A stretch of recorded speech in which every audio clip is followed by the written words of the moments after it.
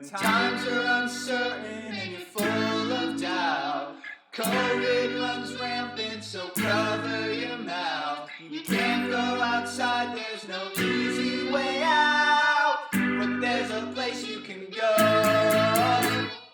Next to a train, no take cluster. Next to a train, no take cluster. Next to a train, go, go, go. Next to a train, no take cluster. Next to a train, no take cluster. Next to a train, no take cluster. Yeah.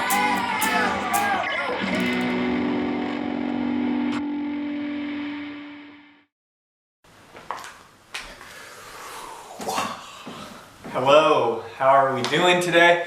I hope you're well, whatever day it is you're watching this. I hope you're having a good day, or I hope your day ends up being a good day.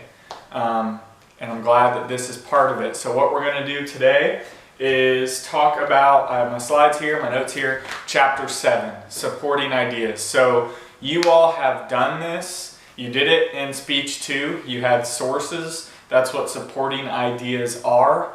But we're going to talk more in depth about the 6 different kinds of supporting ideas.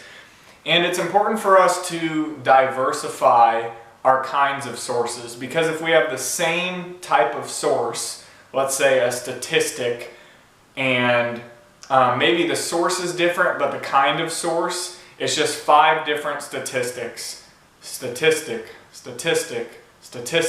that gets very repetitive in our speech, even if they're spread out. So we want to try and use, there's 6 types, we want to try and use, I'd say at least 4 different types in each speech. I think that's important for us to think about and know where we can place them, the strengths and weaknesses of each type. So that's what we're going to talk about today. Type 1 is narratives. And narrative is just another word for story, okay? Just another word for story. So these are stories that help the audience identify with the speaker's ideas, with your ideas.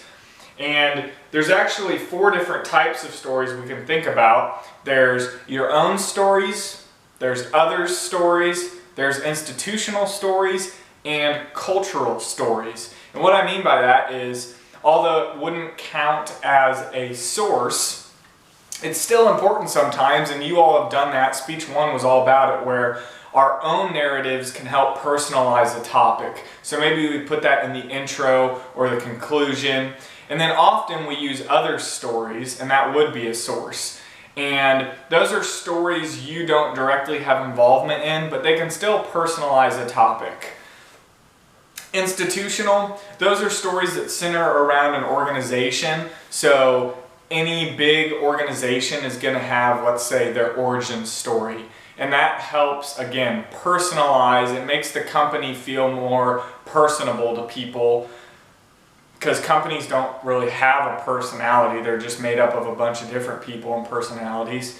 But an institutional story, so like the story of Facebook, the story of Google, who now owns Facebook, so I guess that's the same thing.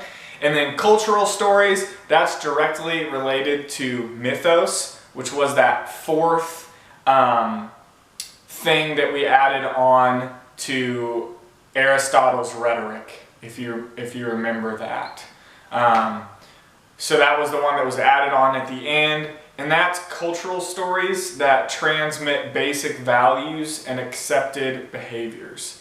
Basic values and accepted behaviors. So we hear these stories, these narratives, time and time again, and we can apply them to the culture that we're in. So maybe you all are probably familiar with the story of the tortoise and the hare. In a way, that is a cultural story, and maybe we don't agree with it, but we understand the moral and the lesson of that story and how it can be applied to things we're doing, to projects that we're working on. Working slow can actually help us with a better end product. It can help us win the race.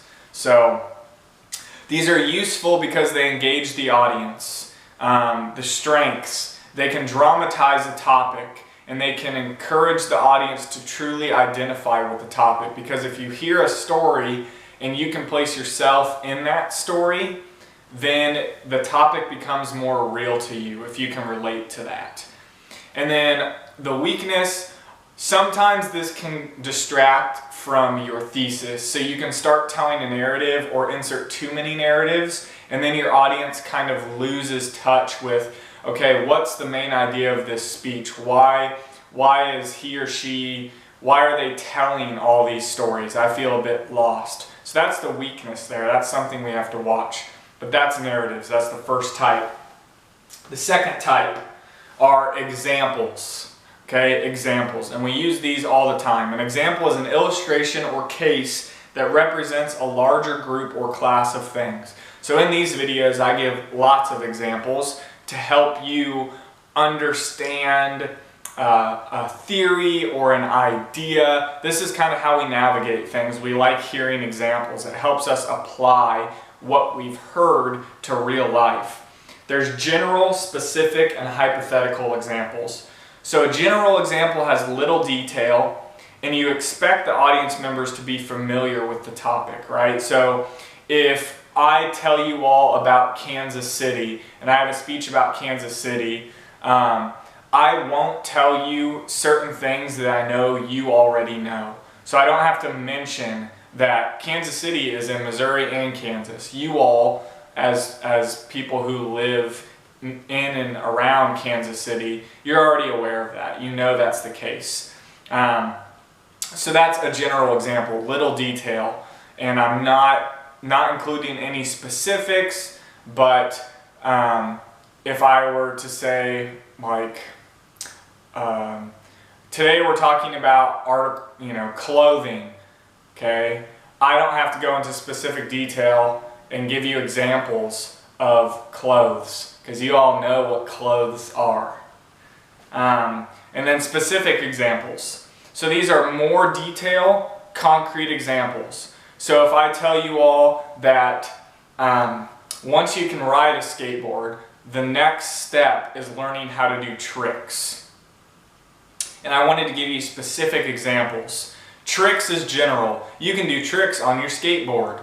Your board can come off the ground, do something, and you can land. That's very general. There's not a lot of detail. Specific then would say, once you get really good at skateboarding and you learn how to ollie, which is the basis for almost every trick, then you can learn how to tray flip, nollie, backside heel flip, varial flip, hard flip.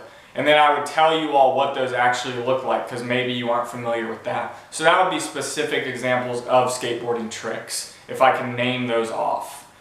And then a hypothetical example, these stem from conjecture or supposition, and you ask the audience to imagine something, and there's a high degree of plausibility. So the audience must believe it can happen. So I'm making this up, but you can think in your mind, oh, that could actually happen. So if I'm giving a speech about climate change and I tell you all the sea levels are rising, and I want to give you an example or explain what that would look like, I can say an example would be when the sea levels rise, how this could affect people is in New York, from the coast to a mile in, everybody there will have to relocate. So imagine your house, you have to pick up everything, and within 2 weeks you have to move. So I'm giving you an example of something that hasn't happened yet, and I'm using a place like New York, maybe you haven't been, but hypothetically you can think, okay, yeah, that would be a situation that I wouldn't want myself or my family in. And that can help the audience connect with the topic a bit more. Okay, so these are useful because you can personalize the topic a little bit. You can make the topic more concrete. You can simplify complex concepts if you need to with examples. But the weakness is examples aren't alone convincing, right? Because I can give you examples of something, say in an argument, but you don't find that convincing. You don't find the example convincing, like the sea levels rising. You don't think that's really possible, that a mile in from the coast, everybody would have to move.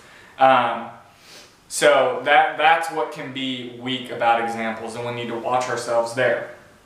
Third type, okay, moving along, definitions. So a definition is a statement that describes the precise meaning or scope of a word or phrase. And in the last video, we talked about denotative and connotative meanings, right? The dictionary definition and a personal association. So we don't need to cover that. But you can define something by function or analogy. Okay, and what that means is if you define something by function, you explain what something does or how it works. So if I want to explain or define a guitar for you, I'm not going to explain that, I'm looking at my guitar down here, I'm not going to explain the shape of the body, the neck, the amount of strings. I'm going to tell you it is a stringed instrument that when strummed makes a noise. That's defining by function, and it can be used to play music. That's more helpful than telling you the dimensions of the guitar and what it looks like. Okay, and then you can define by analogy, and this is describing something by comparing it to something that it resembles. So I'm going to put an example up here that in front of my face that Karl Marx wrote, and Karl said, and he's talking about religion here, religion is the sigh of the oppressed creature, the heart of the heartless world, and the soul of soulless conditions. It is the opium of the people. Marx was not a very happy man. Anyway, so he's using an example. He's describing religion through all these different words and saying it's the opium of the people, right? So it keeps people sedated in a way. It keeps people from reaching things that he thinks they should be reaching for. So that's an example of defining by analogy, right? He's comparing it to something else. Instead of saying, you know, if you define religion, religion is a ideological or a worldview that you adopt, blah, blah, blah. And there's many different religions. That would be a true definition. But that's definition by analogy. All right? And those are useful because definitions can establish common meaning. So maybe you need to define something for your audience so we're all on the same page. The strength there, they can clarify concepts, right? So if your audience isn't familiar with something, remember it's your responsibility as the speaker to take the time to define that concept so we all know and understand. Weakness is you can ignore the connotations associated with terms. So maybe you define something for us, but the denotative term doesn't really matter as much as your audience's, what they think about, right? The connotative term. So you can like define middle school for us, and we all are aware of what that is, and you go there from grades 6 to 8 or 7 to 8, and you learn these subjects, but that definition doesn't matter to us as much as our connotative, what we think about when we think about middle school. Braces, puberty, feeling uncomfortable, trying to make friends, right? It's a very weird time that we all went through in middle school. That's probably what we think of, not the denotative meaning.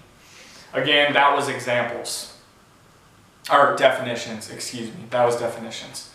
Okay, fourth type is testimony. So a testimony is an individual's or group's opinions related to a particular topic. And you have three kinds. You have expert, celebrity, and a lay testimony. So an expert testimony, when I say that, you may think of like a medical doctor. That's a great example. Or an astronaut talking about space. You're relying on the audience's belief that the source is truly an expert on the topic. So rather than me telling you all about space, I'm going to use, or what space is like, what it's like to be in space. I'm going to use the testimony of a person who has actually been in space and can tell us about it. That's an expert testimony. Then you have celebrity testimony, and that's when something seems compelling due to fame. And that can work really well in our society because Hollywood culture and pop culture is so high that often we trust people that we look up to, and a lot of us look up to like musicians and celebrities and artists. So if Beyonce says something about this topic, even if she's not an expert on it, we will often trust her more because we see her as someone in a position of power who's very successful, who has a lot of money. Is it always credible? Not necessarily. Think about Gwyneth Paltrow and Goop. Need I say more? No. Okay. And then lay testimony, that's someone who has experience with the topic, but they aren't well known. Okay? So, and these can be credible. So think about if I wanted to give a speech on college debt, who would I talk to? Maybe I can talk to a financial expert, but a lay testimony, I would go interview people like you, people like me, or people my age who are dealing with paying off college debt or who know they're going to have to pay college debt. So you all aren't an expert on finances, but you all can, a lot of you can probably relate to the fact that I am in college debt, and here's what it's like to be in college debt and the struggle and how much I have to work. That's a lay testimony, but it's still credible because you all are actually going through that situation, or a majority of you may be. Okay, so that's testimonies. They're useful because this can enhance your credibility. You're showing the audience, hey, I know who to go to get this information. I don't know everything, so I'm going to pull from these people and tell you what they say. Strengths, you get specific voices on the topic and they can demonstrate expertise, which is great. Weakness, the info can be biased, especially when it comes to celebrity testimonies. Think about who gets, if somebody gets paid to talk about a product or something, that instantly becomes biased. So all these Instagram influencers who are wearing certain things, they're wearing it because they're getting paid. Maybe it is nice, like, ooh, I get paid to wear this suit jacket and it is comfortable, but that affects my opinion on it because I know it's making me money. I'm not getting paid. And the source could have a hidden agenda. So you need to watch yourself when it comes to that. With testimonies, fifth type, facts. An observation based on actual experience. So what's the difference between an inference and an opinion? Okay, and if you haven't heard inference, I'll tell you what that is. So an inference is a conclusion or an interpretation you draw based on facts.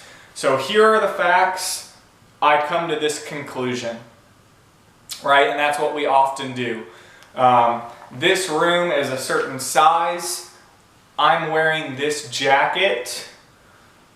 The fan isn't on. Those are all facts. My conclusion, I feel a bit warm right now. Okay? And that's a very subjective thing, of course, but that's an inference.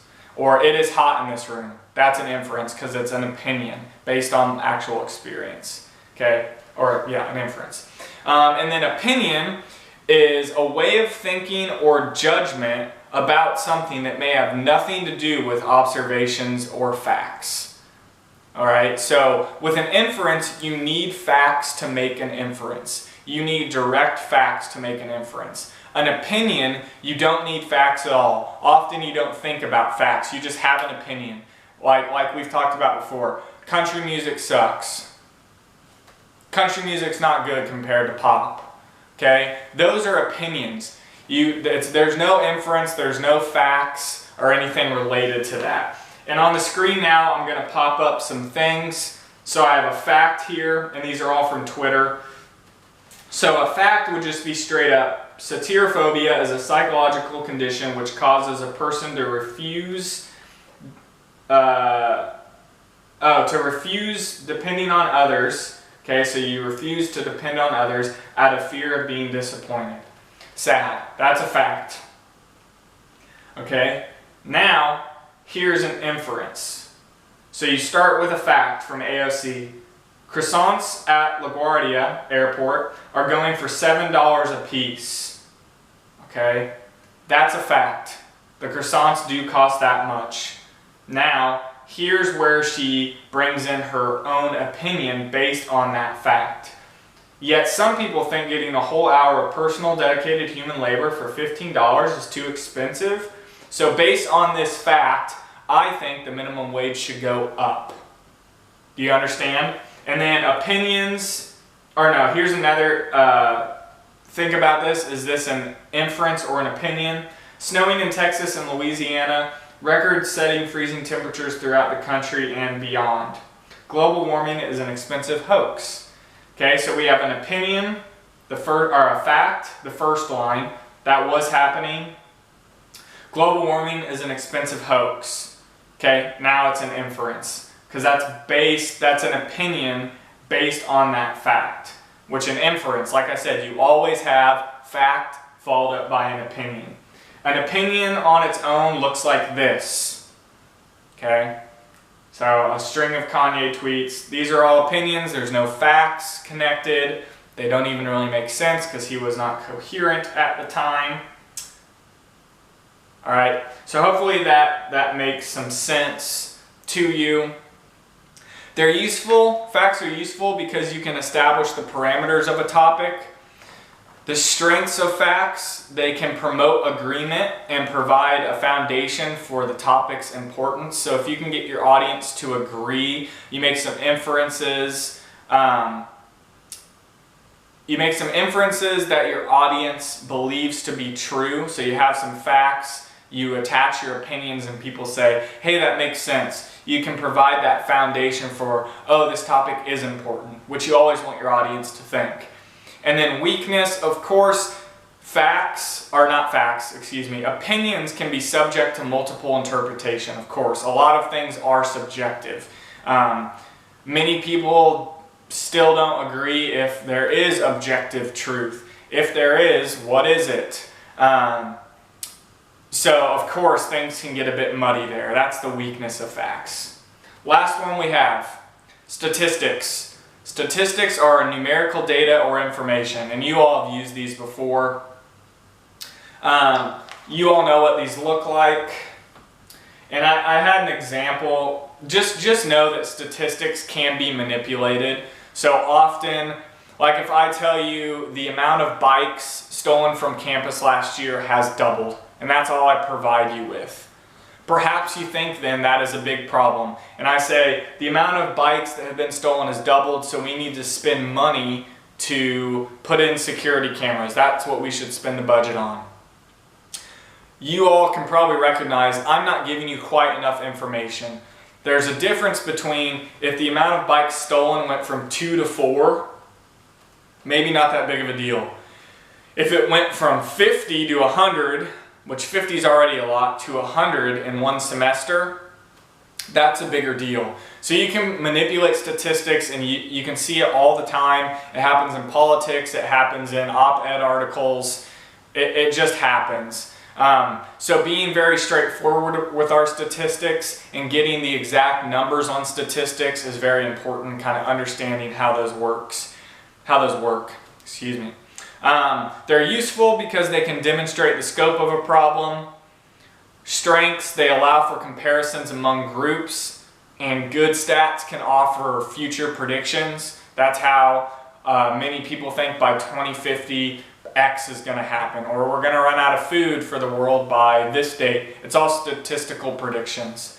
And they're weak because too many stats can be overwhelming, your audience can't follow, difficult to comprehend, and of course, like I mentioned, they are subject to manipulation. So, what I want you to do now is I'm going to put a link to a YouTube video down below. And it's a short TED Talk, it's less than 20 minutes. Usually I show it in class, but I want you to watch it and just write down how many of these different types of supporting ideas Dr. Greger uses. Okay, how many different types of supporting ideas Dr. Greger uses and how he uses them. So you'll watch that, make a list. If you type it up and you type up 1 or 2 paragraphs about the types of supporting ideas that Dr. Greger used, and how he used them in his speech, then I will give you 10 points of extra credit. There we go, again. So we'll see if you do that. Again, that's a 1% bump to watch the video, which I want you all to watch the video regardless of what you send to me or choose not to send to me. But write a couple paragraphs about what types of sources or supporting ideas Dr. Greger uses, how he uses them, and why you think he used them. Okay? 1 to 2 paragraphs. Send that my way. Hope you're doing well. Keep working on Speech 3. Looking forward to those. If you have questions, you know how to get a hold of me. Yeah, stay safe. Be well. Mr. Woodring out.